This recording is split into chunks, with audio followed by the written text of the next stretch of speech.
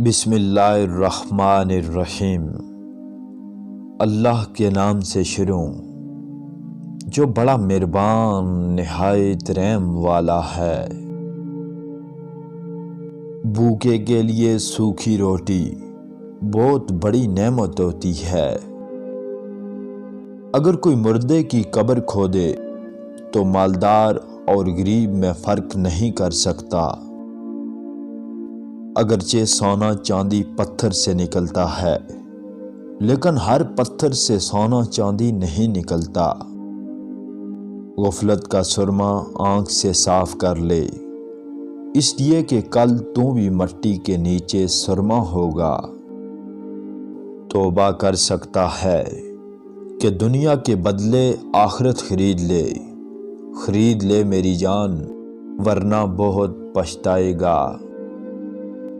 جس کی بنیاد بری ہو وہ نیکیوں کا اثر قبول نہیں کرتا۔ نااہل کی تربیت کرنا ایسا ہے جیسا گنبد پر اخروٹ رکھنا ہے۔ جب تو کسی دشمن پر تیر چلائے تو یہ جان لے کہ تو بھی اس کے نشانے پر ہے۔ دوسروں کا بھلا کرتے ہوئے تم یہ یقین رکھو کہ تم اپنا ہی بھلا کر رہے ہو۔ سمجھنے کے باوجود بھی جو لوگ اپنی اصلاح نہیں کرتے وہ یقیناً نقصان اٹھاتے ہیں۔ بادل کی طرح رہو جو پھولوں پر ہی نہیں بلکہ کانٹوں پر بھی برستا ہے۔ اے دوست، برتنوں کے ٹوٹنے پر خفا نہ ہو، کیونکہ ان کے لیے بھی تمہاری طرح وقت مقرر ہے۔ نیکی کی طرف بلانے والا نیکی کرنے والے کے برابر ہے۔ اپنے دماغ پر زور ڈالو تو کوئی نہ کوئی تدبیر تمہیں ضرور سوجھ جائے گی۔ مصیبت ہلاکت کے لیے نہیں بلکہ امتحان کے لیے ہوتی ہے۔ ہر شخص ایک کتاب ہے، بشرطے کہ آپ کو پڑھنا آتا ہو۔ ظاہری اور جزوی بات کو دیکھ کر کسی پر کوئی بڑا الزام نہ لگاؤ۔ عام اور معمولی باتوں میں بھی اعلیٰ نتائج اور کام کی باتیں پیدا کرو۔ ہر نیکی اور بدی کا اپنے دل میں خود ہی انصاف کرو۔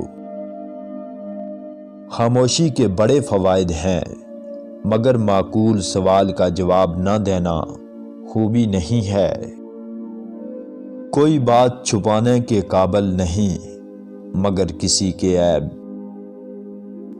محنت کے آگے ساری مشکلات آسان ہیں، اس کو اپنا شعار بنا لو۔ کان دو ہیں اور زبان صرف ایک ہے، اس لیے سنو زیادہ اور بولو کم۔